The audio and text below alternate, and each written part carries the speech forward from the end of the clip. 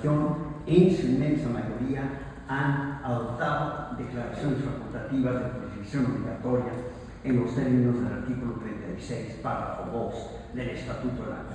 Por tanto, declaración facultativa con competencia obligatoria y Pacto de Bogotá, pues todo eso ha llevado a que América Latina sea hoy uno de los clientes más frecuentes, los frequent flyers o frequent clients de la Corte Internacional de Justicia. Entonces, pues, ¿qué quiere que todo esto nos lleva a la siguiente pregunta, que debe saber, ¿acaso se puede ir más lejos? Porque, evidentemente, en muchos aspectos, nuestro regionalismo no ha aportado las soluciones que uno hubiera querido. Además, en una ocasión, la OEA ha sido paralizada en su actuación, y, en fin, la misma OEA ha encontrado limitaciones muy importantes, con una notable excepción, que es la construcción del Sistema Interamericano de Derechos Humanos. Si algo valiosísimo ha hecho el Foro Hemisférico es crear un sistema extraordinario que todos los días sigue promoviendo y protegiendo los derechos humanos en la región. Y quién mejor, estoy seguro que les hablará de ello, el profesor Claudio Grossman, ex presidente de la Comisión Interamericana de Derechos Humanos. Entonces, mi pregunta más bien ahora es, ¿podríamos ir más lejos? Y aquí quisiera hablarles un poco de una organización, de un foro, de que quizá últimamente se hagan menos, pero estando en este sitio no puedo no hablar de la Conferencia Iberoamericana. ¿Y qué es la Conferencia Iberoamericana? ¿Cómo surge? Y creo que la gestación, el origen de la Conferencia Iberoamericana debe ser recordado una y otra vez. Surge de una iniciativa hispano-mexicana de convocar en 1991 una reunión de jefes de Estado y Gobierno de los países que tienen en común el español y el portugués. Y hasta ahí la parte, digamos, más visible, todo esto en el contexto de los preparativos que se estaban haciendo en España para ante el quinto centenario de la epopeya de Cristóbal Colón. Tales preparativos, evidentemente, se habían visto en cierta medida empañados por la polémica en torno a la cuestión de saber si la celebración debía darse en términos de una concepción muy europea, de una Europa civilizada que descubre a una América indígena no civilizada, un poco la forma en la que por lo menos se percibía desde este lado del mundo los preparativos que tenían lugar en España, o si por el contrario era más justo desde el punto de vista histórico, más correcto también, al abordar este efemérides, el quinto centenario, más bien como la del encuentro de dos mundos, cada uno respetuoso de la identidad del otro, que en lugar de reuniones importantísimas, una en Santo Domingo, para debatir sobre los contenidos históricos, filosóficos del llamado encuentro de dos mundos. Lo cierto es que México toma la decisión de no dejarse arrastrar en esta polémica y propone en cambio a España que en lugar de esperar al 92 nos adelantemos un año y se lleve a cabo esta primera reunión sentando las bases de un ambiciosísimo programa de cooperación entre los 21 países que la congregaban. El significado de esta iniciativa puede medirse desde dos perspectivas, por lo menos. Obligaba, por un lado, a reconocer la naturaleza especial, única y irrepetible de los vínculos que unen a la América hispana y lusoparlante con la península ibérica. Suponía pasar del napoleónico término de Latinoamérica, como dije, a Iberoamérica, sin complejos y sin principios. No era algo sencillo, especialmente para un país como México, que tenía muy poco haber reanudado relaciones diplomáticas con España tras la larga noche franquista. De 40 años México no tuvo relaciones con España. Tenía un sentido estratégico también, de cara a la ansiada diversificación de los nexos de los países latinoamericanos. Estamos hablando del final de la Guerra Fría, de nuevas oportunidades para la acción en Europa del Este, evidentemente, y un poco compensar, que ha sido siempre una búsqueda en nuestra América Latina, compensar la relación compleja con el gran vecino del norte. España comprendió a cabalidad el potencial de presentarse como la puerta de entrada de sus antiguos reinos a la europea, a la Europa que hoy conocemos, la Europa comunitaria. Y solía decirse mucho que todo camino a Bruselas pasaba por la puerta de Alcalá, y había que ir a la puerta de Alcalá antes de llegar a Bruselas. De ahí que desde su establecimiento en Guadalajara, la conferencia se dotara sin ambajes de un programa que consistía en convertirse en un interlocutor pleno en el escenario mundial a través de una serie de coincidencias, pero que no se agotaban en la cuestión de la lengua y con una clara y decidida defensa del derecho internacional. En Guadalajara se adopta un documento absolutamente fundacional, importantísimo, de defensa del derecho internacional, y es la realidad puso a prueba muy pronto este compromiso en favor del derecho internacional.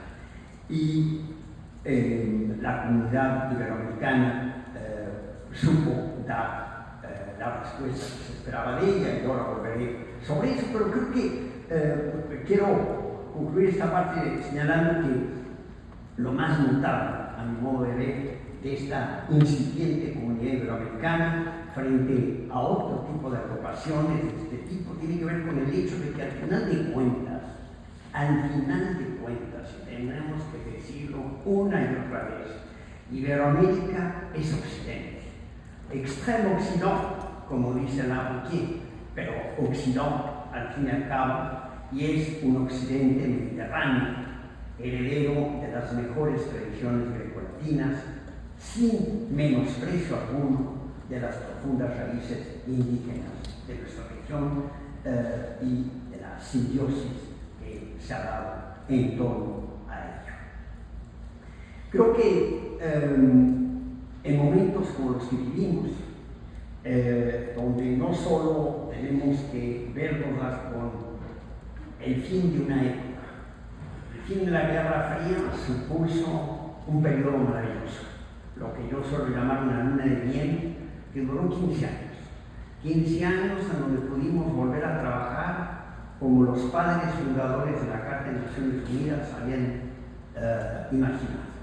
El mundo volvió a funcionar, la concertación multilateral volvió a producir sus frutos, el Consejo de Seguridad durante 15 años funcionó, con más o menos dificultades, pero funcionó. En los primeros años de la posguerra fría se establecieron más operaciones de mantenimiento de la paz que todas las que se habían establecido durante la Guerra Fría. En fin, el plan de la Carta de San Francisco parecía funcionar con una nueva interpretación de las amenazas a la paz.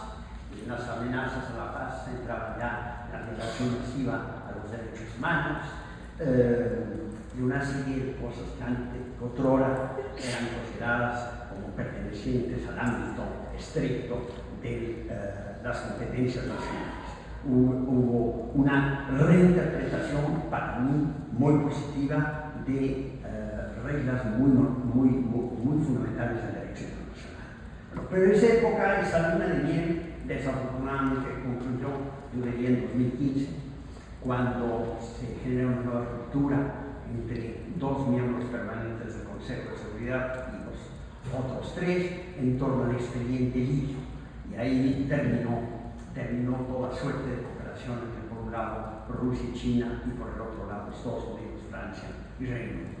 Hoy, lo que vivimos no son un debilitamiento estructural de las potencialidades de la organización, pero estamos viendo embates seriosísimos a herramientas esenciales como la Convención Marco de las Naciones Unidas sobre el Cambio Climático y su Acuerdo de París, el Estatuto de Roma, que crea la Corte Penal Internacional, los convenios de Ginebra del 49, que son esencia, porque tienen esencia del derecho internacional humanitario, la Carta misma de las Naciones Unidas, el derecho que regula el uso de la fuerza, son apenas unos ejemplos de una política de sabotaje que ha venido llevando a cabo en forma decidida y sistemática la hiperpotencia estadounidense.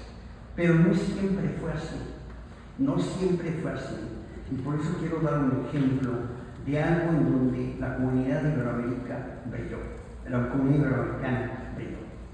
Y permítanme relatarles un caso, la verdad, creo poco conocido. Consiste en que en las fuerzas del orden de Estados Unidos, imagino parecido el FBI o la Drug Enforcement Agency, en fin, las fuerzas de mantenimiento del orden en Estados Unidos secuestraron en territorio mexicano a un ciudadano mexicano al que acusaban de haber participado en el asesinato de un agente de la DEA. Ese ciudadano mexicano se llamaba Álvarez Machaín, médico, y había sido llevado por la fuerza a territorio estadounidense. Después de una cantidad de protestas que imaginarán interpuso el gobierno de México, al final, en 92, la Suprema Corte de Justicia de los Estados Unidos rindió una decisión en la que estableció que los tribunales de un Estado tienen jurisdicción en casos que son sometidos a su jurisdicción, independientemente de la forma y de los procedimientos usados para someter a los presuntos responsables a su jurisdicción. Esto no ocurrió por primera vez el 3 de enero, esto ya lo. Y con este fallo la Suprema Corte, en forma muy clara, dio su aval a la acción que llevó a este individuo a territorio estadounidense en protección del derecho internacional. Una vez que México agotó en la vía diplomática y interpuso también recursos ante la OEA y ante el Comité Jurídico Interamericano, al final consideró que lo más conveniente era elevar la cuestión a la Corte Internacional de Justicia. Y lo logra a través de la Conferencia Iberoamericana. La Conferencia Iberoamericana, esta vez reunida en Madrid, adopta la decisión de pedir a la Asamblea General que solicitara una opinión positiva de la Corte sobre la cuestión de saber si, de conformidad con el derecho internacional, ciertas conductas que implican el ejercicio extraterritorial del poder coactivo del Estado y el subsecuente ejercicio de su jurisdicción penal son lícitas o ilícitas. España, a la coordinación de la conferencia, hizo un trabajo extraordinario en voz de un gran jurista español, el embajador Yáñez Barnuevo, quien peleó a capa y espada primero la inclusión del tema en la agenda de la Asamblea General y luego el fundamento de por qué había que pedirle una opinión consultiva a la Corte. No fue sencillo y ya se imaginarán la cantidad de presiones que se hicieron para evitar que el tema avanzara. Y fue realmente una carrera de obstáculos que se llevó a cabo. Aclaro que la iniciativa finalmente no prosperó, pero por las buenas razones, porque tan solo unos meses después el Departamento de Justicia de los Estados Unidos retiró los cargos y este individuo fue liberado y retornado a México. Por lo tanto, la cuestión quedaba un poco sin materia y ya no se insistió en la solicitud de una opinión consultiva. Pero estoy hablando de un periodo no muy lejano, donde apenas estábamos saliendo de la Guerra Fría, donde las mentalidades estaban todavía formateadas en términos del conflicto bipolar y donde una comunidad de estados latinoamericanos con España y Portugal logró asumir una defensa muy valiente del derecho internacional. Yo creo que eso todavía puede darse. Yo creo que eso, creo que la comunidad iberoamericana tiene mucho que aportar todavía, en la medida en que vea en el derecho internacional la línea de defensa de una concepción de las relaciones internacionales en la que se defiende una serie de valores compartidos. Y pues estando en esta Casa de España, pues no puedo tampoco dejar de recordar el valor que ha tenido el presidente del gobierno español en la situación actual, como lo mismo el discurso fantástico del rey Felipe VI en la Asamblea General del año pasado sobre la situación en Palestina. Creo que pese a la pertenencia de España al concierto europeo y a la Unión Europea, de tanto en tanto los países sacan lo mejor de sí mismos y cuando están de acuerdo pues, con sus socios y aliados, pues también lo dicen. Yo digo que en la situación actual, y evidentemente yo hago votos por una revitalización de este diálogo de ambos lados del Atlántico, es un hecho que la situación actual, pese a los parteaguas que han significado, por supuesto, la agresión de Ucrania por parte de Rusia, o la guerra que no termina en Gaza, y ahora que ha incendiado prácticamente a todo el Medio Oriente, en modo alguno, como dijo el profesor Fernández Arroyo, significa la derrota del derecho internacional. Hemos vivido cosas en el contexto histórico de cada momento igual o peores, y la Academia de Derecho Internacional, como recordó el secretario general, sobrevivió a 2 guerras mundiales. Hoy es deber de todos ustedes, de los que tenemos alguna responsabilidad en estos temas, pero particularmente de todos ustedes, de no solo enarbolar una defensa del derecho internacional, también, pero no nada más para la galería. Hay que recordar cosas que suelen olvidarse. Primero que nada, que es imposible, absolutamente imposible querer hacer un paralelo entre el sistema de imposición del derecho en un sistema de derecho interno, un sistema vertical, donde hay un monopolio de la fuerza coactiva del Estado que puede imponer sus decisiones, y un sistema, por definición, descentralizado, como es el sistema internacional, y que antes que apelar a un órgano vertical con poderes coactivos, lo demás solo los tiene el Consejo de Seguridad, llama a la coordinación.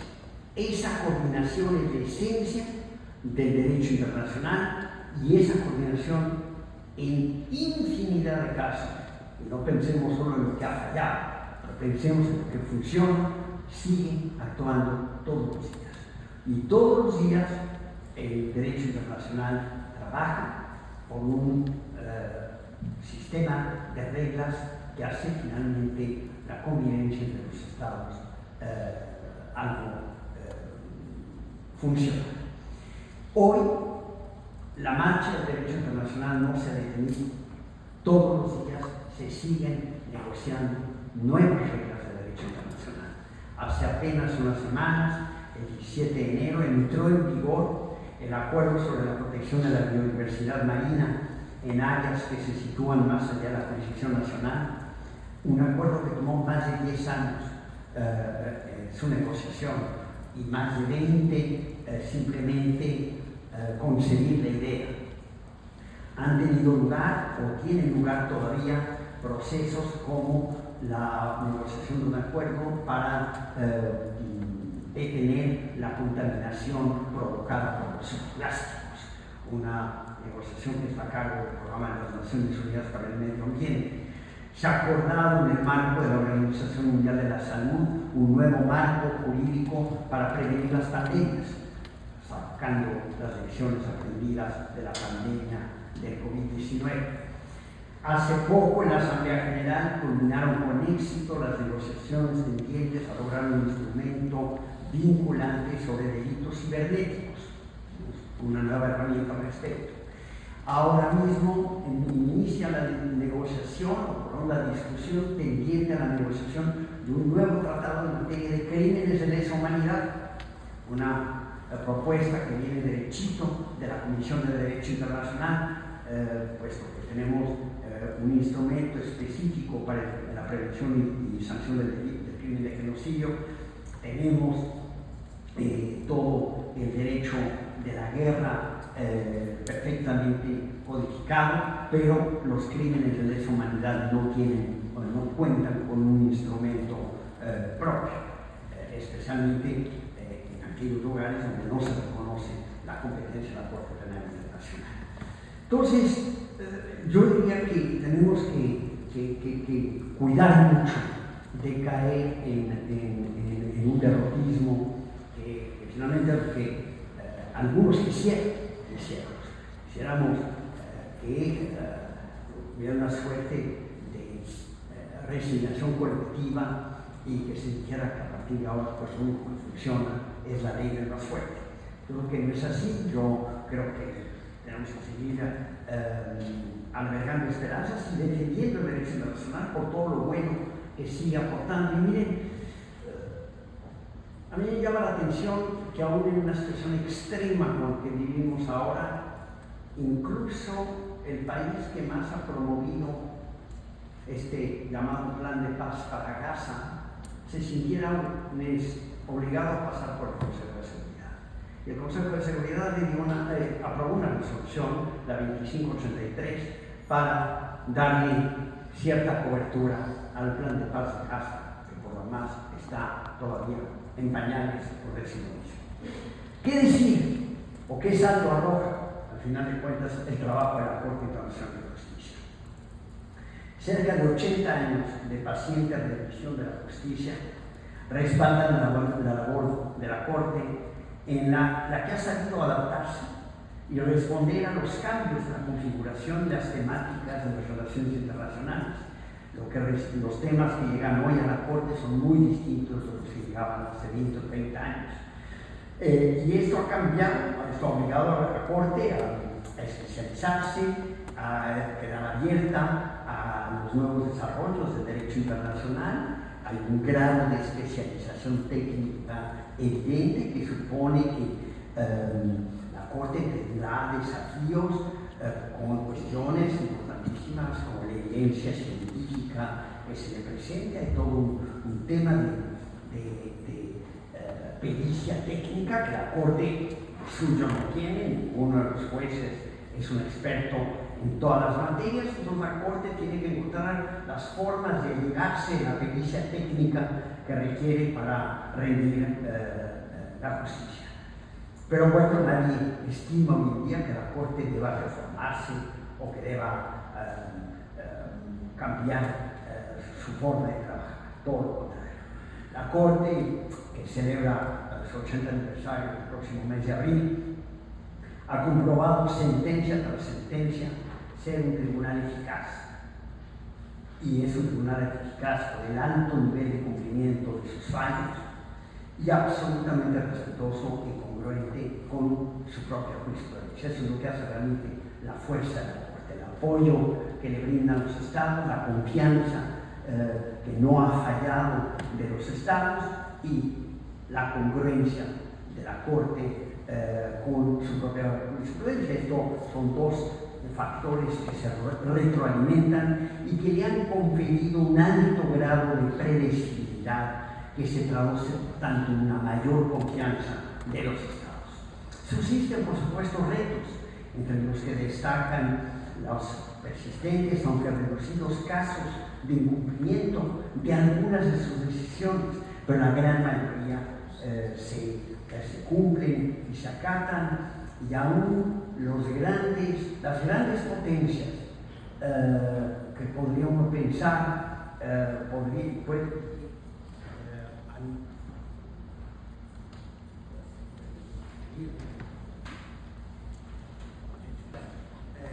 no necesitan de una institución como la Corte Internacional de Justicia, pues siguen acudiendo a ella y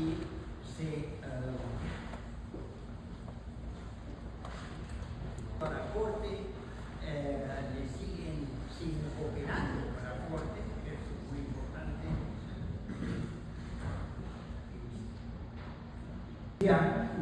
Aún las grandes potencias que podrían hacer a un lado a la Corte siguen cooperando con ella, sometiéndose a su competencia, con mayor o menor entusiasmo, pero siguen haciéndolo.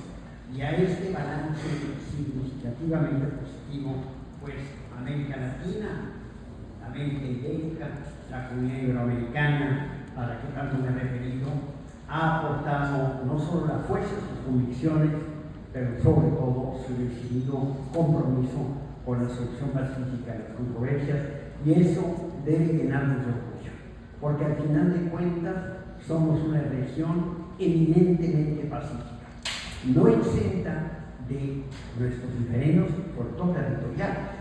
Recuerdo una especialista mexicana que me decía que no había menos de 22 controversias territoriales todavía pendientes en la región, creo que ahora son un poquito menos, pero las hay y todas, prácticamente todas, encuentran un cauce por la vía del derecho. A mí me da un enorme orgullo que los dos vecinos al sur de México, Guatemala y Belice, hayan decidido por referéndum en ambos países llevar su controversia de limitación terrestre y marítima a la Corte Internacional de Justicia. Eso no tiene precedente y eso habla de una región, como dije, eminentemente pacífica y que ha forjado su destino en la fe en el arreglo pacífico de las controversias.